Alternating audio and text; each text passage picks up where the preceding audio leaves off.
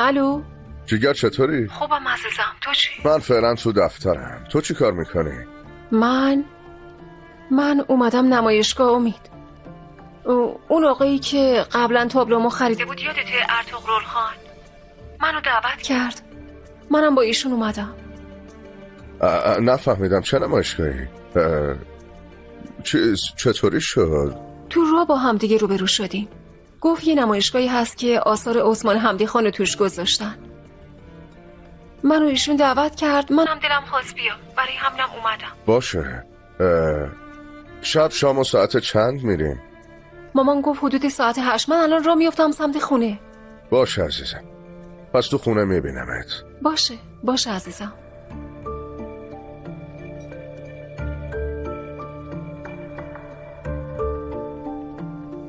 چی شده؟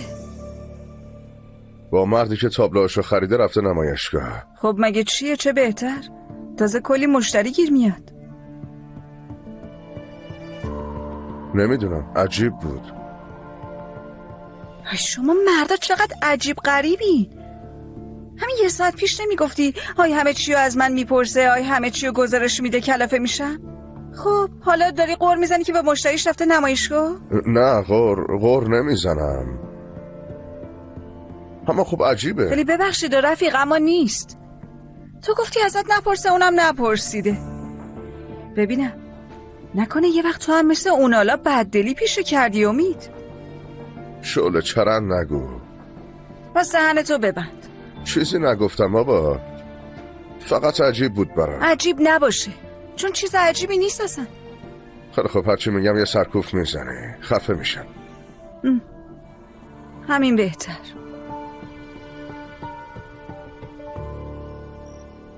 خوش اومدین. خیلی ممنون مامان جون عزیزم. خوش اومدید. خونه نو مبارک باشه عمو عامر. خوش اومدید. شبتون خوش اومدید. سلام. راحت باشین عزیزم. خوش اومدید. خونه محشره. بیا. خوش اومدین.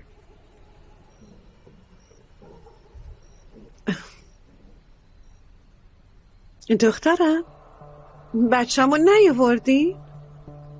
بچه‌مو نیاوردم. سبیلای پیششه؟ اون میتونه بچه نگه داره؟ 20 سال کنارمونه، مثل چشاش مراقبشه و در ضمن قابل اعتماده، کسی و خونه راه نمیده.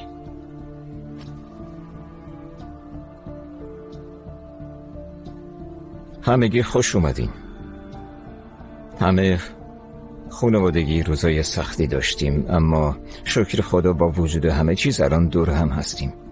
امیدوارم شب خوبی بشه. همگی خیلی خوش اومدید. ممنون که تشریف آوردید. تشکر. زنده باشین. خیلی ممنون. دیگه اینجا زندگی میکنی؟ بله نیلای جان. امیدوارم با دل خوش زندگی کنی. آمین. خیلی متشکرم. مامان شعله کوپ است؟ نیست دعا جان، یه برنامه دیگه داشت.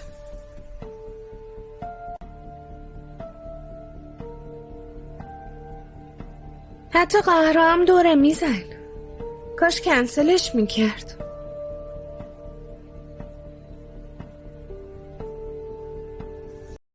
آزارخش دستشویی و نشونم میدی؟ بله مامان جون بفرمایید. نوش جونتون. سمت چپ.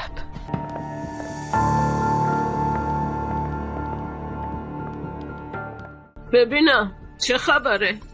یعنی چی چه خبره؟ خنده خانوم وقتی فهمید شعله نمیاد قند تو دلش آب شد. مامان من ندیدم. مگه چی کار کرد؟ هیچی، فقط مونده بود بره وسط غیر بده. شما از من چیزی رو قایم میکنی؟ مامان چی میتونیم قایم بکنی؟ حالت خوبه؟ عبدالله خانم سرش انداخته بود پایین.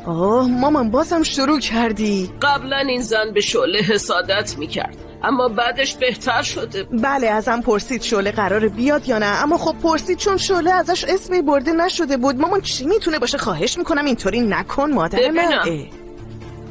نکنه شعله به خاطر عصبانیت از فاتح رفته باشه به این زن بیادبی کرده خب باشه. ممکنه اون شعله است دیگه. ولی اگه اینطورم بود بازم میومد. مامان جان تو به فکر و خیالاتت ادامه بده. من باید برم آشپزخونه به غذاها سر بذارم. دستشوییم اینجاست.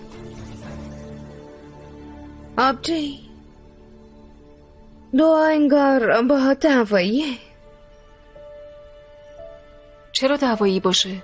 موضوع فقط فاتح نیست، با هممون دعواییه انگار.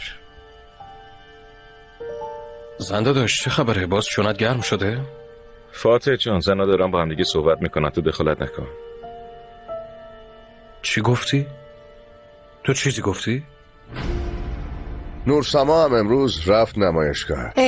چه نمایشگاهی؟ هیچی، یه نمایشگاه از کارای عثمان حمدی خان بود.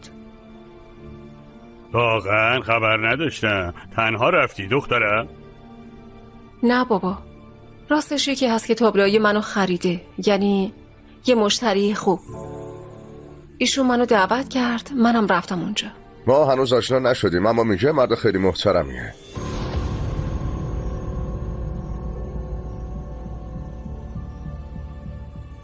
گفتی مرد؟ مشتری مرد آبجی؟ جنسیتش اهمیتی داره؟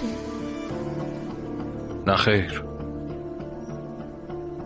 نورسما تو با یه مرد رفتی نمایشگاه؟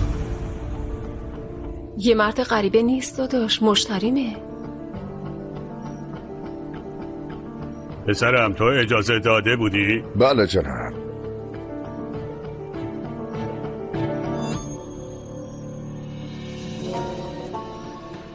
به نظر من امید با چشمند اسباب زندگی نگاه نمیکنه و به همسرش اعتماد داره. جوش اینجور چیزا رو اصلا نمیزنه. مردم مدرن معمولا درکشون بالاست، ولی این خیلی عادیه که شما نفهمین.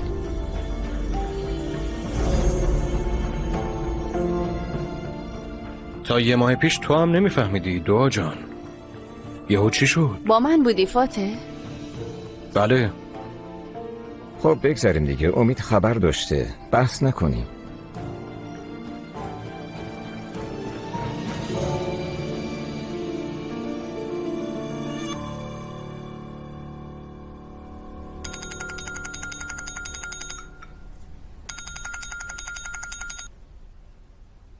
بله ماما. تو به پنبه خانم حرفی زدی؟ نه چه حرفی بزنم؟ چرا؟ چطور؟ چیزی گفته؟ نه تو چیزی گفتی یا نه؟ جواب بده. نگفتم مامان، من زندگی خودمو دارم. مگه چی شده؟ چی گفت که تو اینطوری داغ کردی؟ هیچی، چیزی نگفت، اما وقتی فهمید که تو نمیای خنده های طعنه آمیز و پشت چشم نازک کردنش گرفت. عجب. چرا مثلا؟ ولش کن، شاید من اشتباه فهمیدم. کلن جف خیلی سنگینه. موندم کدومشونو آروم کنم. ببین دارن غذا میبرن، باید قطع کنم. باشه؟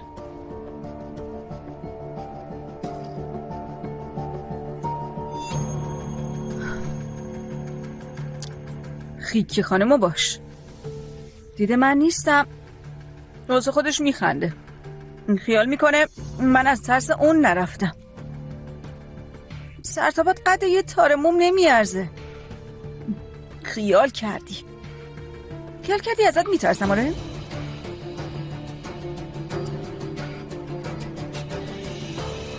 حتما همتون میخواین بدونین دلیل این دعوت شام چیه، درسته؟ میخوای تو بگی عشقم؟ بهتره تو بگی عزیزم. ما در اصل شب تصادف با هم توی پاریس ازدواج کرده بودیم.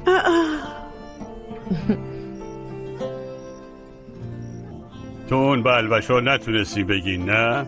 حق دارین. خب امیدوارم خوشبخت بشین. خیلی مبارک. مبارک باشه. سال 365 روزه، اون وقت اون روز ما میدونستیم، البته تازه فهمیدیم. اینم خونه جدیدمونه که همه با هم توش پیر میشیم. به خوشی و سلامتی. خیلی ممنونم. آمین. اما خب ما برای زندگی اینجا یه شرط داشتیم، اونم این که مامانم با ما زندگی کنه. منو تو عمل انجام شده میذارین دخترم؟ مگه نگفتم نمیخوام؟ سولماس خانم لطفا شما هم بیاین با ما زندگی کنین. اصلا سویلو هم بیاد. دعا. من و دخترم هم میاییم. قشنگ دست جمعی دور همین. به سلامتی. خونه پر جمعیت سخته. دعا خیلی گله‌مند بود. آره راحت نیست. چیه شکنجه شدی؟ ببخشید؟ چون خونه پیدا نمیشه تو کاباره ها میچرخی. لابد اذیتی.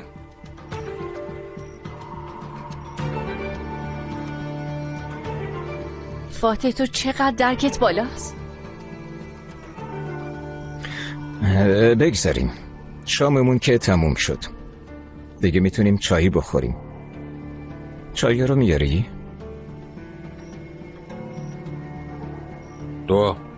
جمره خوبه؟ اگه بد بود الان اینجا نبودم فاتح. راستی دلتو اصلا خوش نکن که تا روز دادگاه زمان خریدی. نظر من اصلا عوض نمیشه. شاید نظر منم عوض شده. از کجا معلوم؟